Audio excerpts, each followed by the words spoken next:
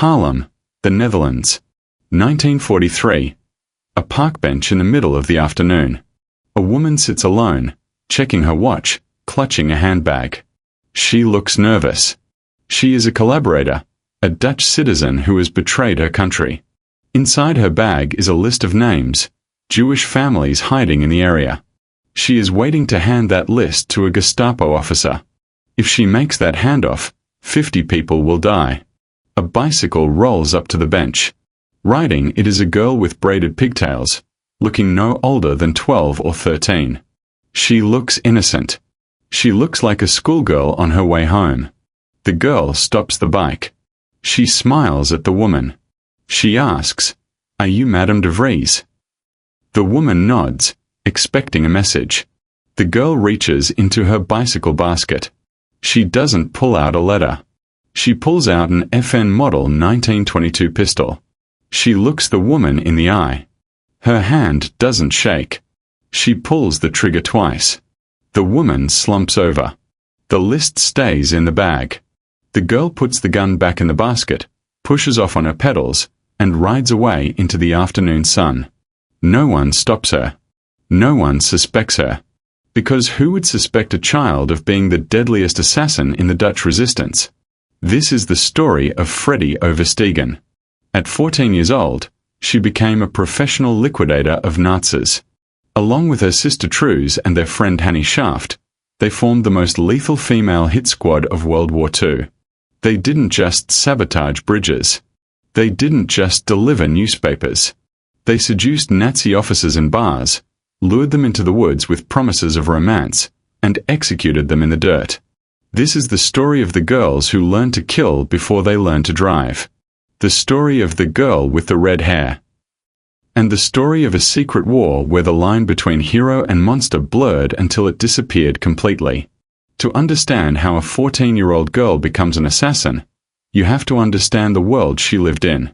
Freddie Oversteegen was born in 1925 in the village of Schoten. She didn't grow up with dolls and tea parties. She grew up on a houseboat with a father who abandoned the family and a mother who was a die-hard communist. Truus Oversteegen was not a normal mother.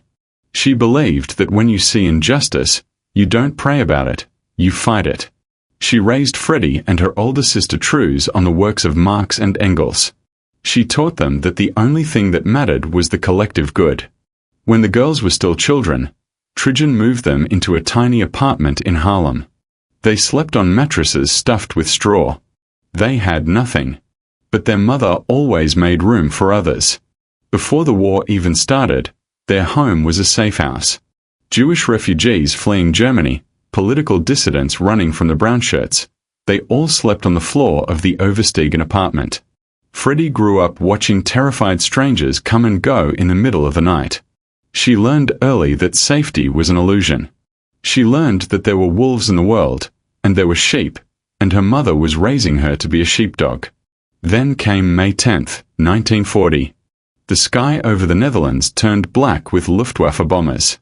German paratroopers dropped onto the airfields. The Dutch army fought bravely, but they were overwhelmed. In 5 days, the country surrendered. The occupation began. For most Dutch people, life went on. They kept their heads down. They obeyed the new laws. They tried to survive.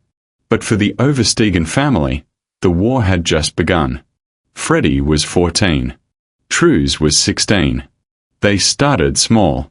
They stole German propaganda posters from walls and burned them. They distributed illegal communist newspapers calling for resistance. They pasted warnings over official notices. For every Dutchman who works in Germany, a German soldier goes to the front. It was dangerous work. If you were caught, you were arrested. If you ran, you were shot. But they were invisible. German soldiers saw 2 teenage girls on bicycles and looked right through them. They didn't see enemies. They saw children. And that invisibility was a weapon. In 1941, the resistance decided to weaponize them properly. A man named Frans van der Wiel came to their door. He was the commander of the Haarlem Council of Resistance. He knew about the mother who hid Jews. He knew about the daughters who weren't afraid. He sat Trijan down and asked a question that no mother should ever have to answer. Can your daughters join the resistance? Not as couriers. As soldiers. Trijan Oversteegen didn't hesitate. She looked at her girls. It's their choice, she said. Freddie and Truus said yes immediately.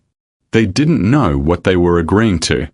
They thought they would be stealing maps or sabotaging phone lines. Frans van der Wiel nodded. Good. But first, we need to know if you're tough enough. A few days later, the girls were home alone. Suddenly, the door burst open. A man in a long leather coat stormed in. He was shouting in German. He waved a Luger pistol in their faces. Where are the Jews? Where are the papers? He grabbed Truus by the hair. He threw Freddie against the wall. He screamed that he was Gestapo and he was going to execute them right there in the living room if they didn't talk. Most teenage girls would have broken. They would have cried.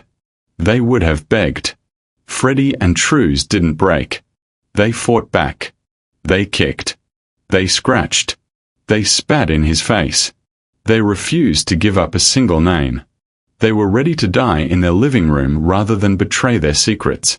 The man suddenly stopped. He holstered his gun. He started laughing. He took off his hat.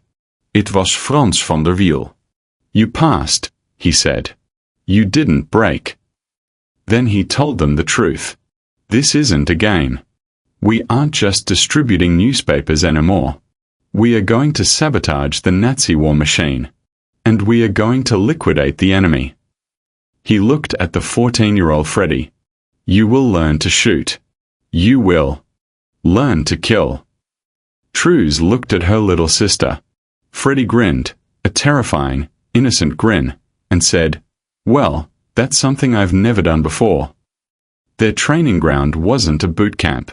It was a potato shed deep in the woods. Underground, hidden from German patrols, the sisters learned the trade of murder. They learned how to strip and clean a pistol. They learned how to handle a Sten gun. They learned how to make explosives out of household chemicals. They learned anatomy, where to shoot a man to kill him instantly, and where to shoot him if you wanted him to suffer. But the most important lesson wasn't mechanical. It was psychological. Van der Wiel taught them how to detach. You cannot look at them as men, he said. You cannot think about their mothers or their children. You have to see them as a cancer. If you don't cut out the tumor, the patient dies. The patient is the Netherlands. Their first missions were acts of sabotage. Arson. The resistance identified a warehouse filled with German supplies. It was guarded by SS sentries. A frontal assault was impossible. So they sent in the girls. Freddie and Truus walked up to the guards. They giggled. They flirted. They played the role of bored teenagers looking for excitement. The guards, lonely and far from home, relaxed. They started chatting up the girls, leaning their rifles against the wall. While Freddie kept them distracted with a story about a school dance, other resistance fighters slipped around the back, poured gasoline over the supplies, and set the fuse. By the time the warehouse went up in flames, the girls were gone, vanishing into the night on their bicycles. The success proved the concept. Their gender and their age were their greatest assets. The Nazis were arrogant. Their ideology told them that women were vessels for childbearing, not warriors. They literally couldn't conceive of a teenage girl being a threat. It was a blind spot the size of a barn door, and Freddie Oversteegen drove a truck. Right through it. But sabotage wasn't enough. The Nazis were tightening their grip. Collaborators, Dutch citizens working for the enemy, were identifying Jewish families and resistance cells. People were disappearing every night. The resistance leadership decided that the tumors had to be removed. The order came down. Liquidation. Freddie's first target was the woman on the park bench. It wasn't a soldier. It was a neighbor. A woman who lived in their community, bought bread at the same bakery, walked the same streets. But she was selling lives for money. Freddie felt the weight of the pistol in her basket. She later said that the hardest part wasn't pulling the trigger.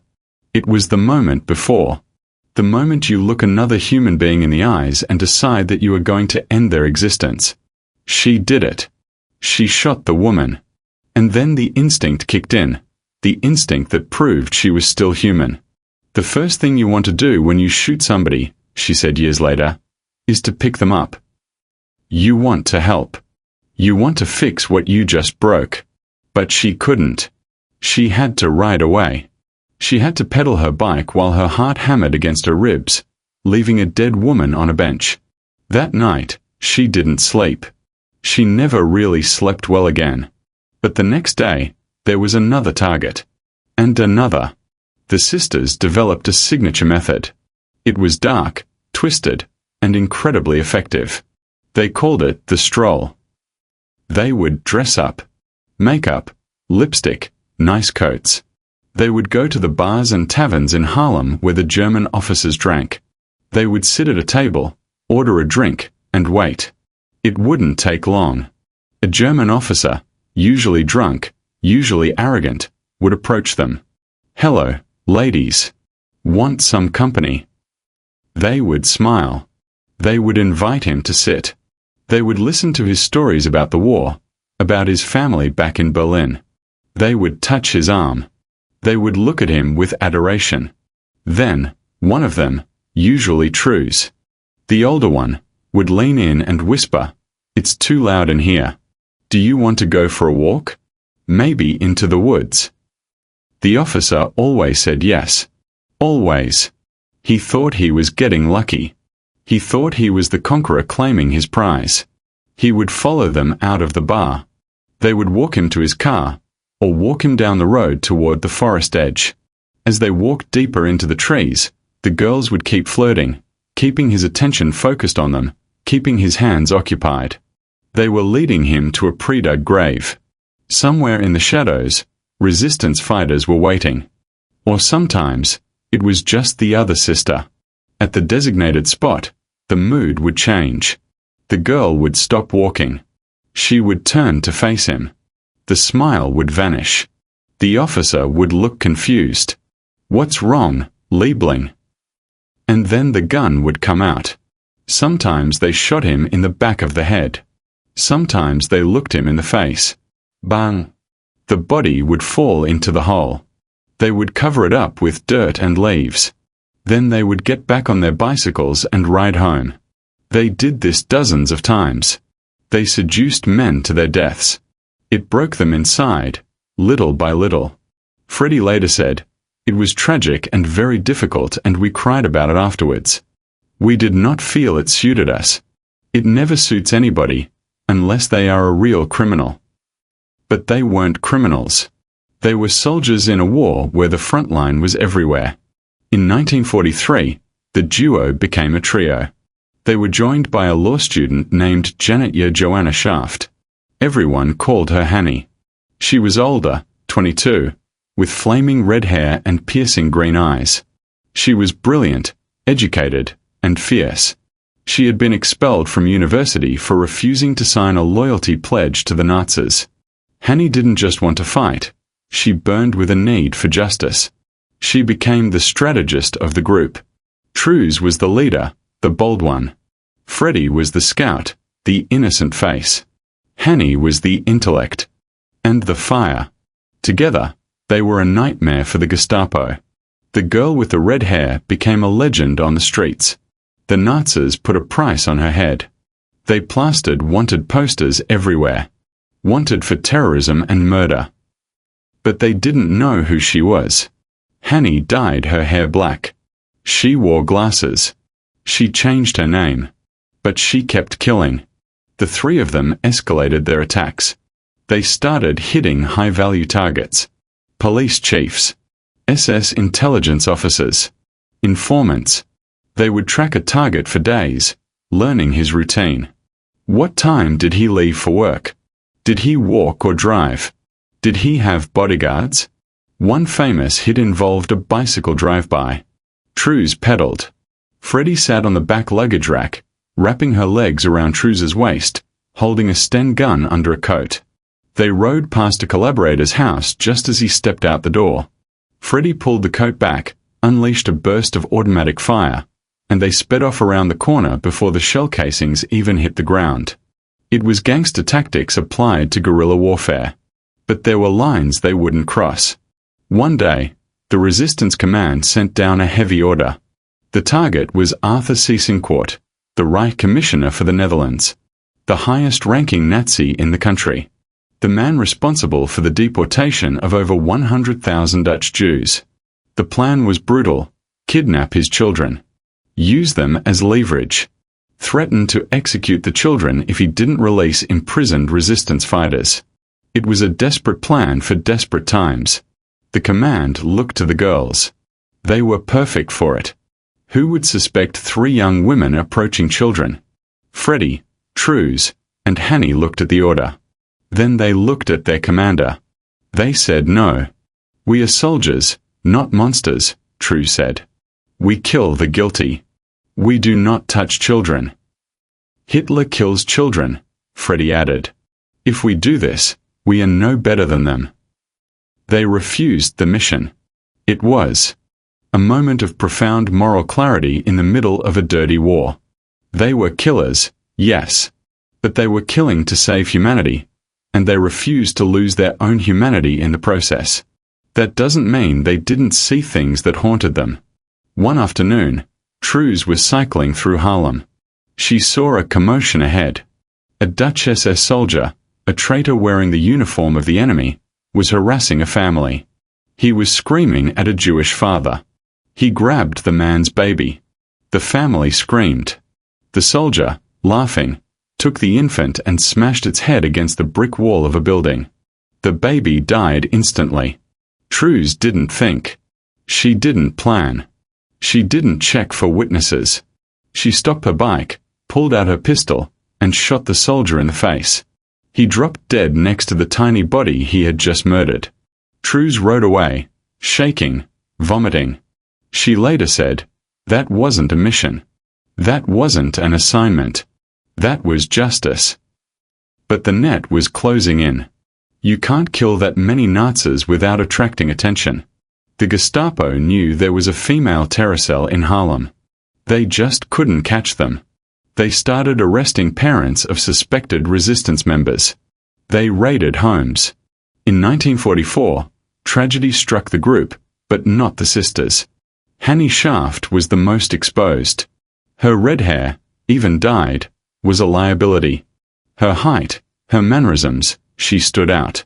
The Nazis hated her with a specific passion. They called her the Red Girl. In March 1945, just weeks before the war would end, Hannie was stopped at a checkpoint. She was carrying illegal newspapers and a pistol. The soldiers saw her roots showing, red roots. They arrested her. They took her to the house of detention in Amsterdam. 4 weeks, they interrogated her. They tortured her. They wanted names. They wanted to know who the other girls were. They wanted to find Freddie and Truus. Hannie Schaft said nothing. She didn't give up a single safe house. She didn't whisper a single name. She took all the secrets. To her grave. On April 17, 1945, 3 weeks before the liberation of the Netherlands, the Nazis decided they were done with her. They drove her to the dunes at Bloemendaal. 2 men stood her near a shallow grave. One of them raised his pistol and fired at close range. He missed his kill shot. The bullet grazed her head. Hannie Schaft stood there, blood running down her face, and looked the man in the eye. With her last breath, she delivered the ultimate insult to the master race. She said, "I shoot better than you." The other soldier raised a machine pistol and emptied it into her chest. She died in the sand. She was 24 years old. The war ended 18 days later. When the Canadians rolled into Haarlem, the streets were filled with flags and cheering crowds. People were dancing. The occupation was over. But for Freddie and Truus Oversteegen, there was no dancing. They were 20 and 22 years old, and they were shattered. They had spent their teenage years murdering men.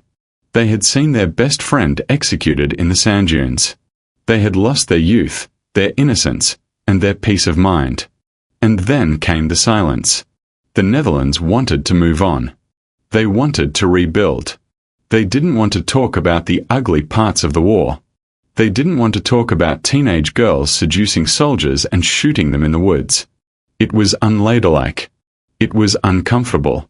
The government honored the men of the resistance. The women were largely ignored. They were seen as support.